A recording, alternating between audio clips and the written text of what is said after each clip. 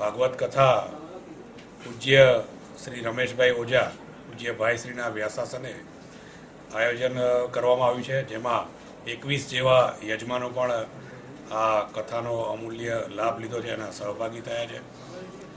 છેલ્લા 4 થી 5 વર્ષમાં ટ્રસ્ટ દ્વારા સ્થાનિક લોકોને તેમજ ભાવિકોને ધાર્મિક કથાઓનો લાભ મળે એ માટે ટ્રસ્ટ દ્વારા ભાગવત કથા, શિવ કથા, રામપારાયણ જેવી કથાઓનું આયોજન કરવામાં આવ્યું હતું.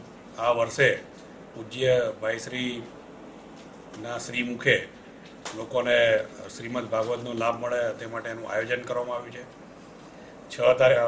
18 તારીખથી લઈ અને 25 ડિસેમ્બર દરમિયાન સવારે રોજ 9:30 થી 1:30 સુધી આ કથા ચાલશે. કથા બાદ કથા વિરામ બાદ ત્યાં ભોજન પ્રસાદીની પણ વ્યવસ્થા રાખવામાં આવી છે. કથાની શોભાયાત્રા 18 તારીખે સવારે 8 વાગે શ્રી સોમનાથ મંદિરથી નીકળી અને કથા સ્થળ સુધી જશે. સ્થાનિક લોકો, વૃદ્ધો તેમજ અશક્ત માણસો પણ આ કથાનો લાભ લઈ શકે અને દરેકને આ લાભ મળે તે માટે વેરાવળ, પાટણ, તાલાળા તેમજ કોડીનારથી વિનામૂલ્યે વાહનની વ્યવસ્થા પણ ट्रस्ट द्वारा गोठवामां आवी छे.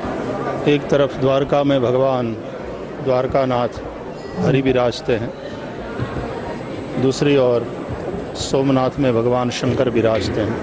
भगवान शिव देवों के देव महादेव हैं.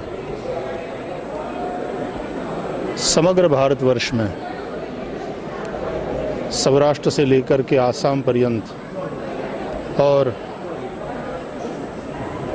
दक्षिण से लेकर उत्तर पर्यंत सर्वत्र भगवान शिव की आराधना की बड़ी महिमा है.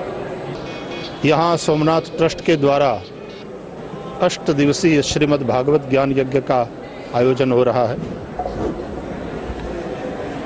भगवान शिव स्वयं कथा के वक्ता भी हैं और कथा के श्रोता भी हैं. कभी भगवान शंकर वक्ता बनकर के पार्वती को कथा सुनाते हैं और कभी श्रोता बनकर काकभुषुंडी के द्वारा पक्षियों की सभा में वे स्वयं भी कथा का श्रवण करते हैं. कभी याज्ञवल्क्य के आश्रम में चले जाते हैं और उनसे वे कथा का श्रवण करते हैं. भगवान की कथा वास्तव में हमें शिव यानी कल्याण तत्व की ओर अग्रसर होने की प्रेरणा देती है.